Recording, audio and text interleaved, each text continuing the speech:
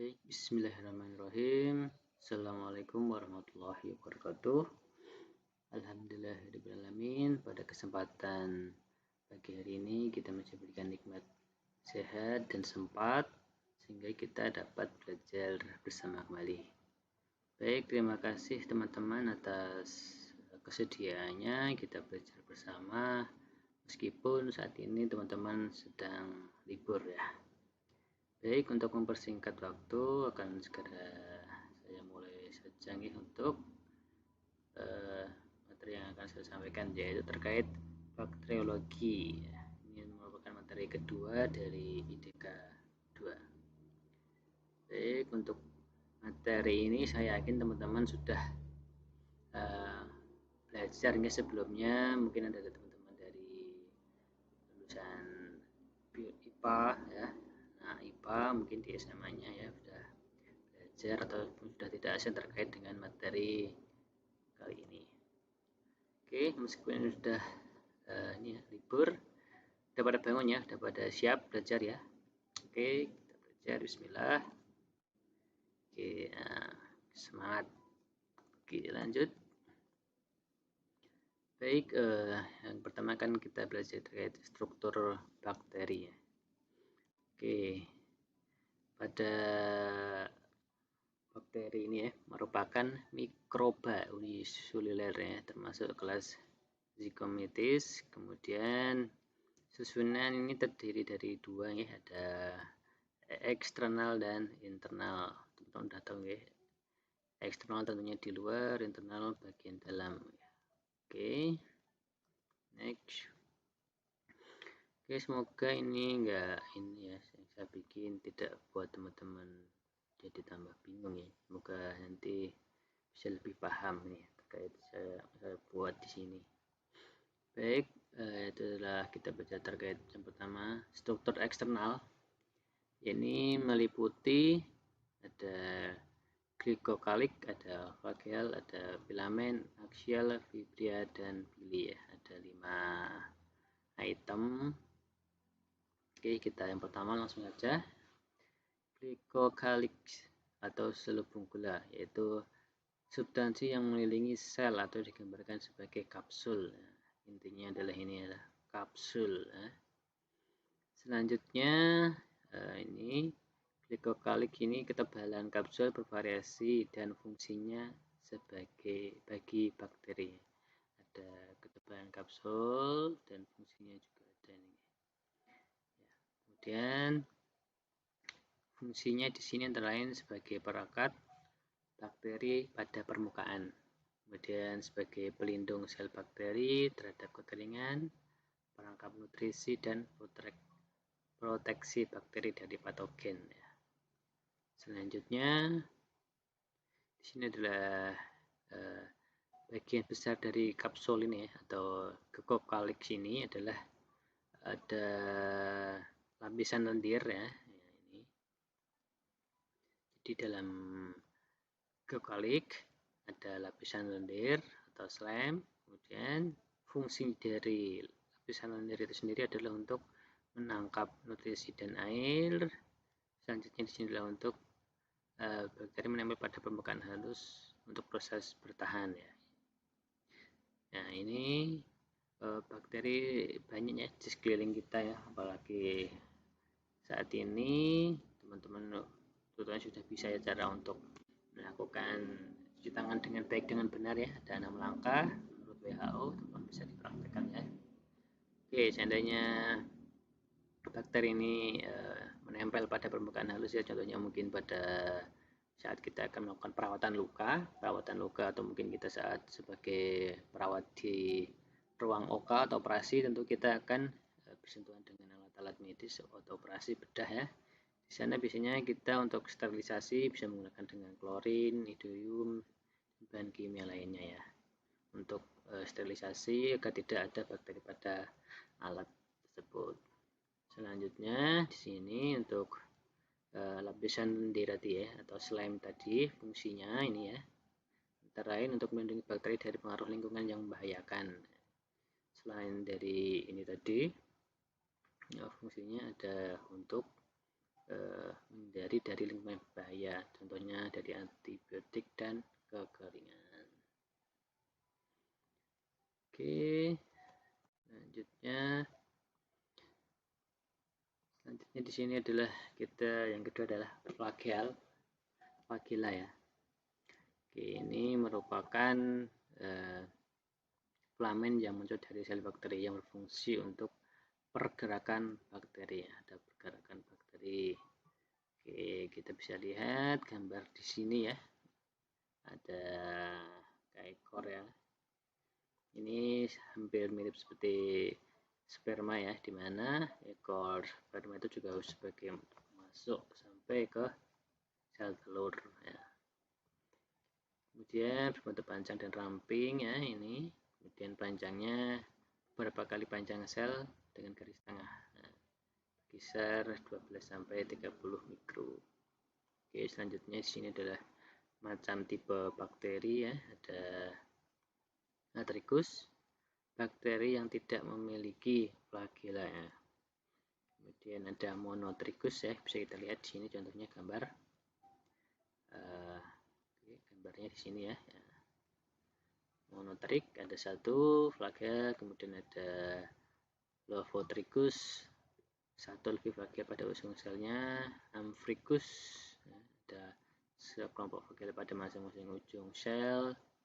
Petricus, flagella menyebar seluruh permukaan sel. Nah, banyak sekali ini. Oke, untuk seperti ekor ya, untuk membantu pergerakan bakteri. Ingat-ingat ya.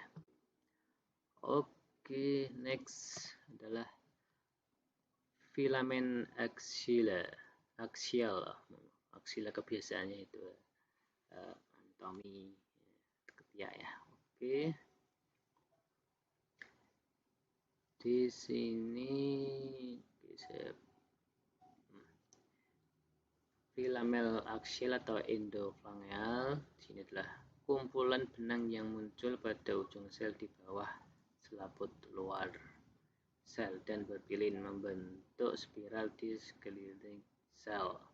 Nah, ini adanya di ujung sel ya, di bawah selaput luar dan membentuk spiral atau berpilin ya. Ini contohnya pada Treponema cladium dan Leptopyra. Tentu teman-teman udah hafal ini, udah ingat ya, udah nggak asing lepton ya. Ini masih awam untuk kita ya tentang Treponema pallidum. Ini adalah biasanya terjadi luka pada vagina, penis, anus, bibir, dan mulut. Ini contohnya di sini kalau di bibir ya. Ini bisa juga penyakit sipilis atau penyakit infeksi kelamin ya, karena gonta-ganti pasangan ya, seperti itu ya. Itu ya, juga dilarang oleh agama kita semua ya. Jadi teman-teman semua mungkin kalau sudah mampu ya mending menikah aja ya, nggak usah berhubungan seks bebas di luar seperti itu. Oke, kemudian untuk lepton ya, penyakit akibat dari tikus ya.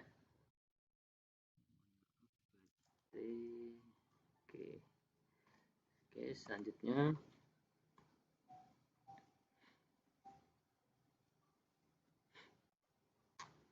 di sini ada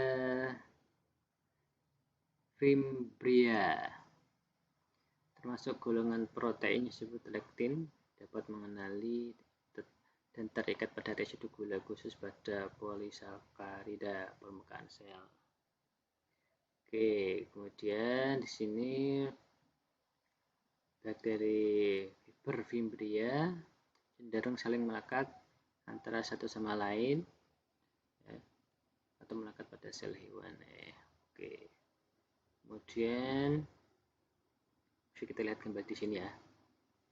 Nah, kita lihat di sini adalah polisakarida permukaan sel menyebar di seluruh permukaan sel. Kemudian mutasi menyebabkan Fimbria akan diikuti hilangnya sifat virulence. Kemudian ini contohnya gonorrhea ya. mungkin bakteri membentuk koloni pada membran mukosa sehingga menimbulkan penyakit. Membran mukosa itu di mana aja ya? Tentunya teman-teman sudah tahu ya, ada di mulut ya, di bibir ya, dan sebagainya.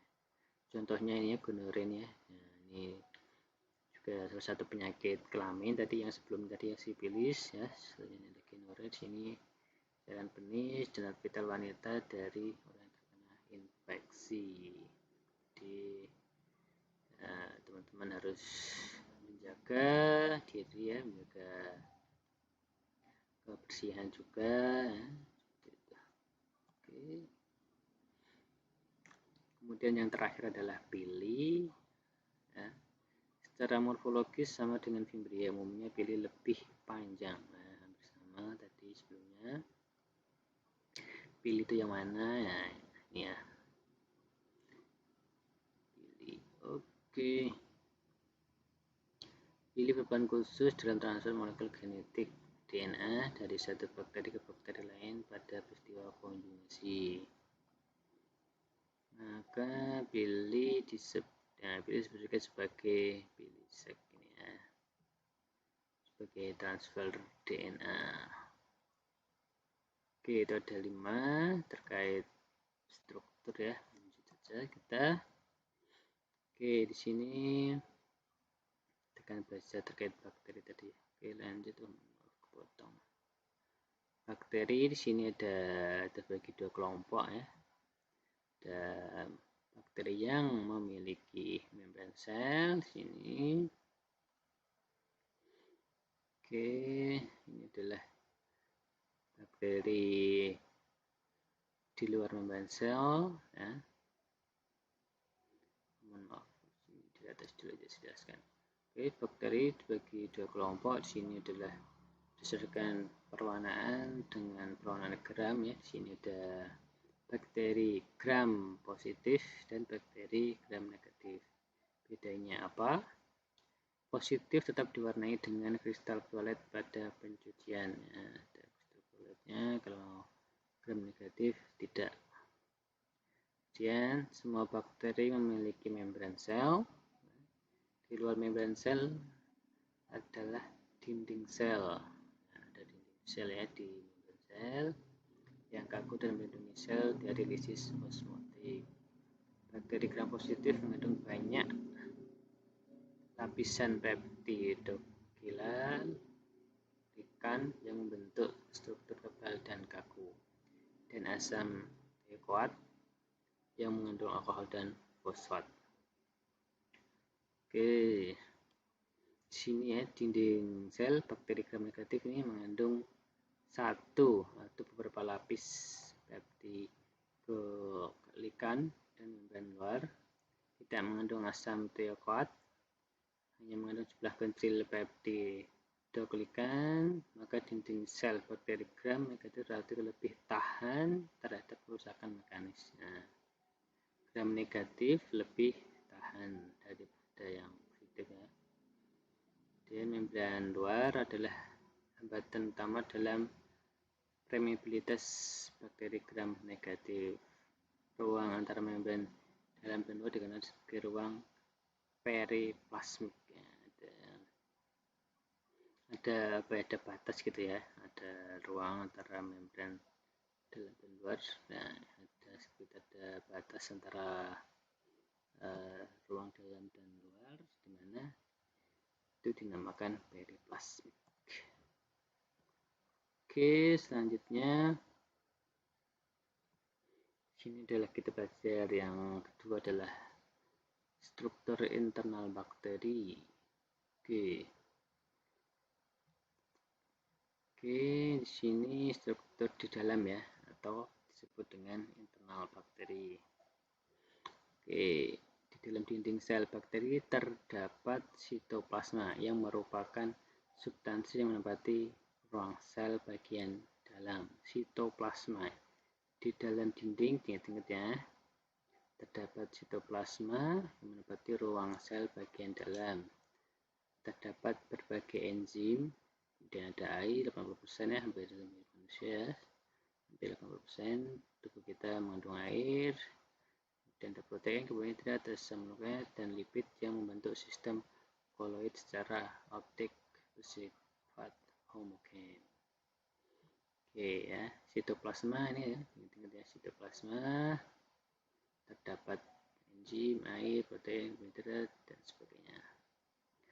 Oke, kemudian dalam internal ada membran plasma ya. Membran plasma ini struktur tipis di sebelah dalam dinding sel dan menutupi sitoplasma sel.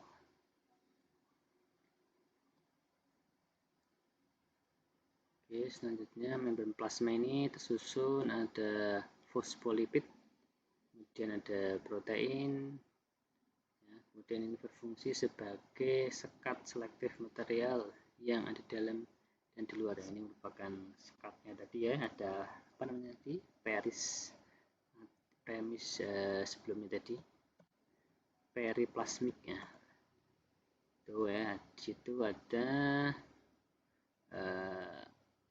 namanya ini sebagai sekatnya juga ya, terkait membran plasma tadi, dan juga memecah nutrien dan memproduksi energi. Oke, selanjutnya membran plasma ini ya, materi yang melewati membran plasma ini adalah ada mikro dan ada makro. Mikro sendiri adalah pergerakan material mikro melewati membran plasma langsung satu arah maupun berlawanan. Ada satu arah atau berlawanan. Kemudian ini tadi ada mikro, sekarang ada makro. Makro ini adalah membran plasma terjadi melalui 3 proses. Ada 3 proses, ada endositosis, pengangkutan, ada eksositosis, pengangkutan keluar, nanti ke dalam keluar, dan ada pertunasan atau bedding. Oke, itu untuk yang internal, ada membran plasma ya, dan di situ terkait ada 3, ada mikro sama makro. Kemudian yang makro ada 3 ya, ada endositosis, eksositosis, dan pertunasan.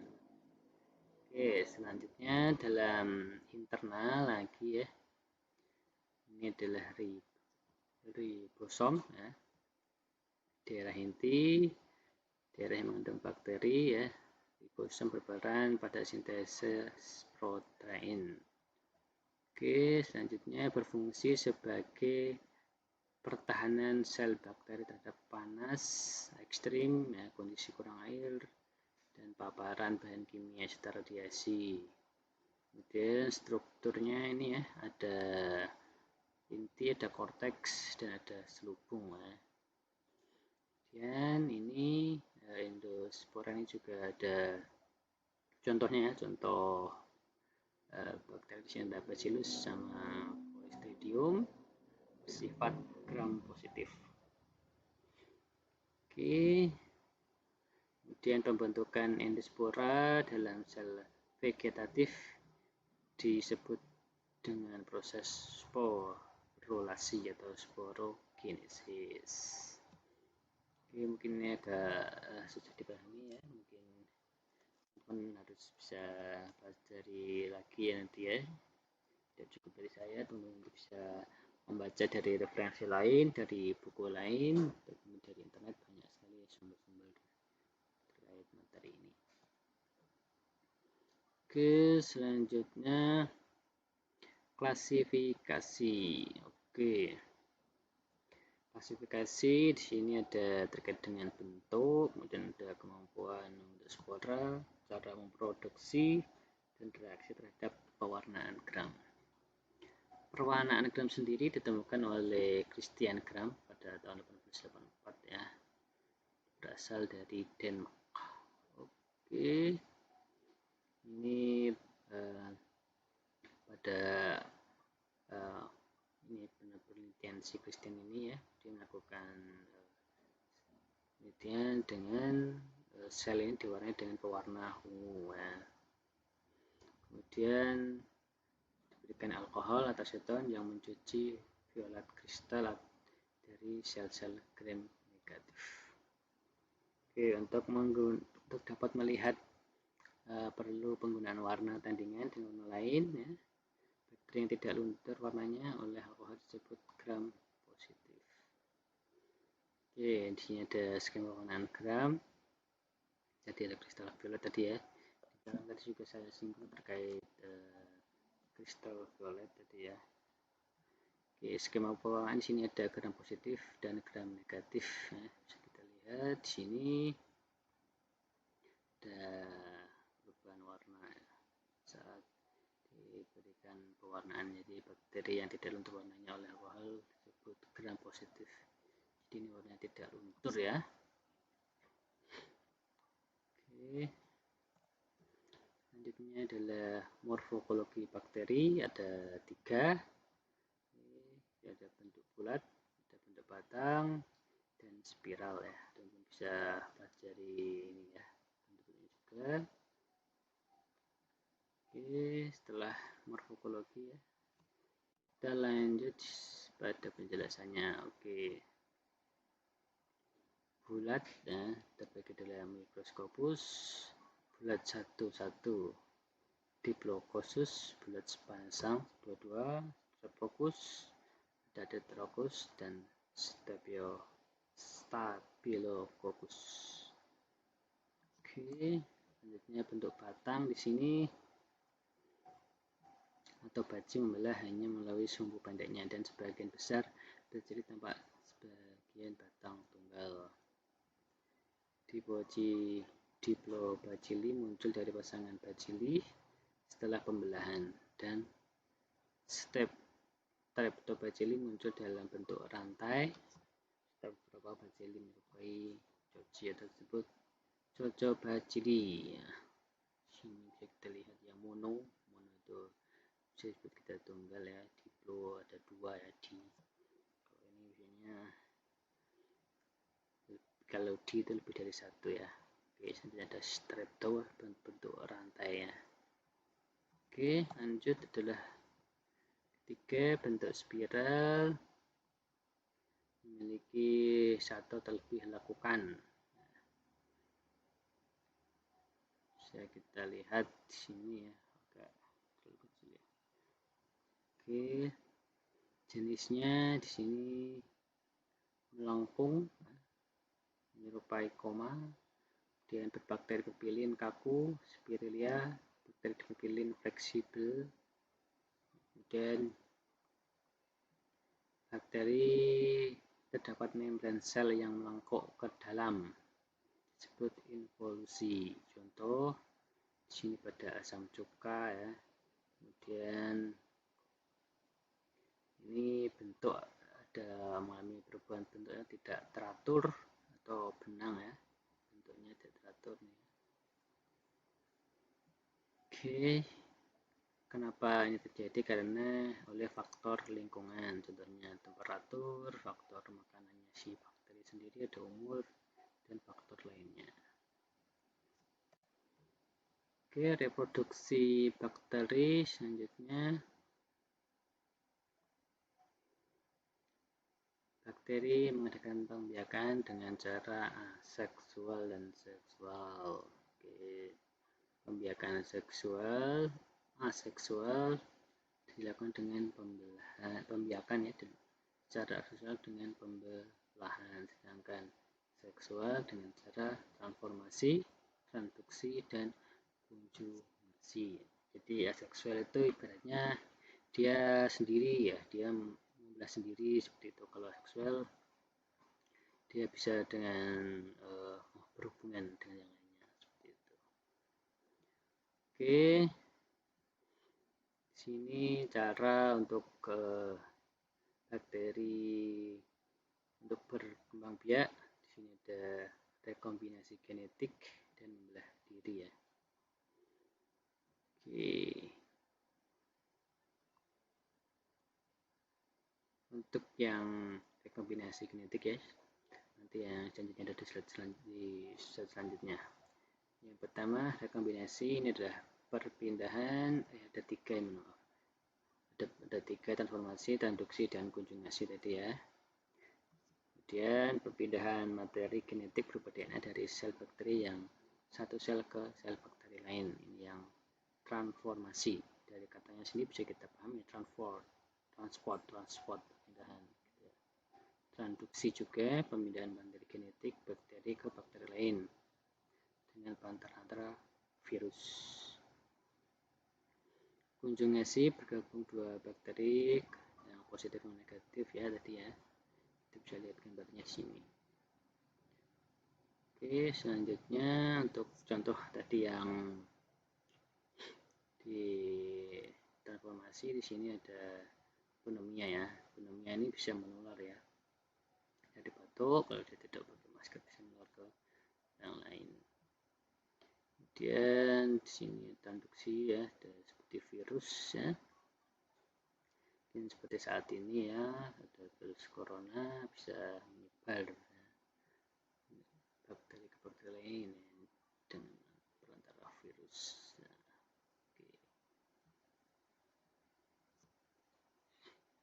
Selanjutnya pembelahan yang kedua tadi ya. Jadi sebelumnya adalah membelah diri ya, pembelahan binary. Oke, ini benar-benar merupakan sifat sel anak yang dihasilkan sama dengan sel induknya. Ini sama dengan sel induknya ya. Kemudian bisa juga orang tua mirip dengan anak mirip dengan orang tuanya. Seperti itu. Pembelahan ini terdapat 3 fase. Yang pertama adalah sitoplasma. Kemudian yang kedua adalah fase kedua, tumbuhnya sekat akan diikuti oleh dinding melintang. Seketika terpisah kedua sel anak yang identik ya. Kita bisa lihat contohnya di sini. Nah, ini adalah fase pertama ya, sitoplasma terbelah oleh sekat yang tumbuh tegak lurus, ini tumbuh tegak lurus. Kemudian yang kedua sini sekat akan diikuti oleh dinding melintang. Kemudian terpisah oleh sel anak yang identik. Oke, kemudian ada bakteri yang sekali terpisah dan terlepas sama sekali. Sebaliknya ada pula bakteri yang tetap bergandengan setelah pembelahan. Bakteri ini kan merupakan bentuk koloni. Jadi ada juga ya bakteri yang tetap masih bergandengan atau melekat ya setelah pembelahan. Disebut dengan koloni. Untuk lanjutnya bisa dibaca ya. Ini sudah 30 menit. Oke, saya percepat. Peranan bakteri dalam kehidupan ya. Oke. Di sini ada yang menguntungkan dan merugikan. Nah, oke, ada menguntungkan dan merugikan. Bisa taruh mana ya? Oke. Di sini ada contohnya yang menguntungkan dulu ya. Di sini ada bakteri mengurai. Bakteri sini bisa mengurai tentang terkait dengan protein, karbohidrat, ya, ada kesamaan senyawa dan lain sebagainya. Selanjutnya bakteri pengurai ini merupakan bakteri saprofit ya, menguraikan tumbuhan atau hewan yang mati serta sisa-sisa atau kotoran organisme.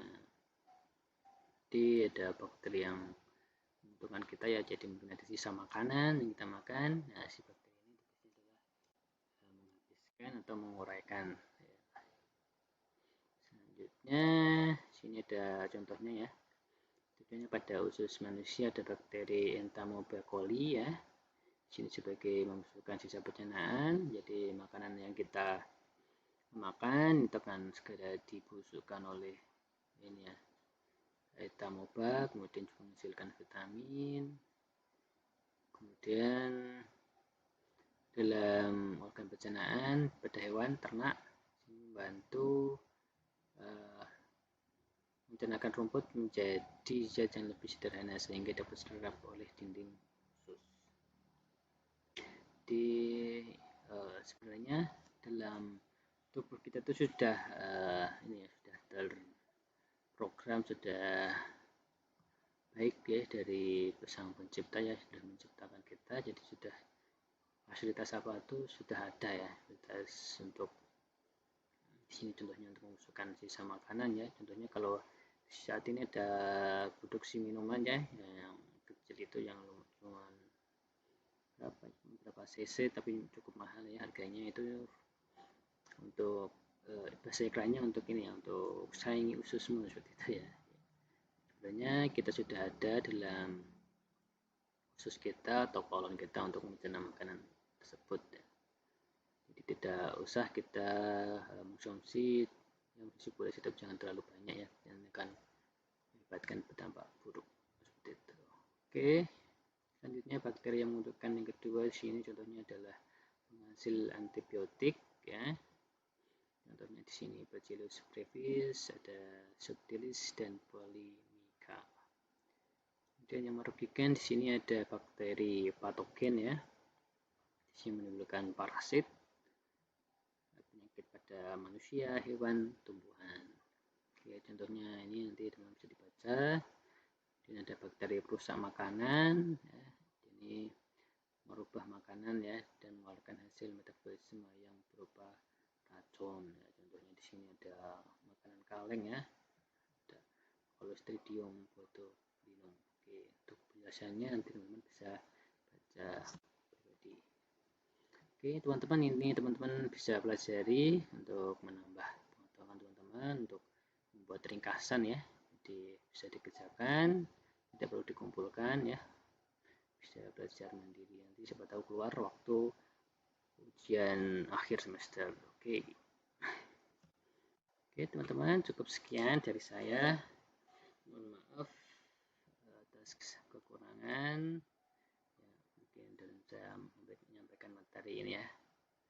Semoga bermanfaat. Cukup sekian dari saya. Assalamualaikum warahmatullahi wabarakatuh.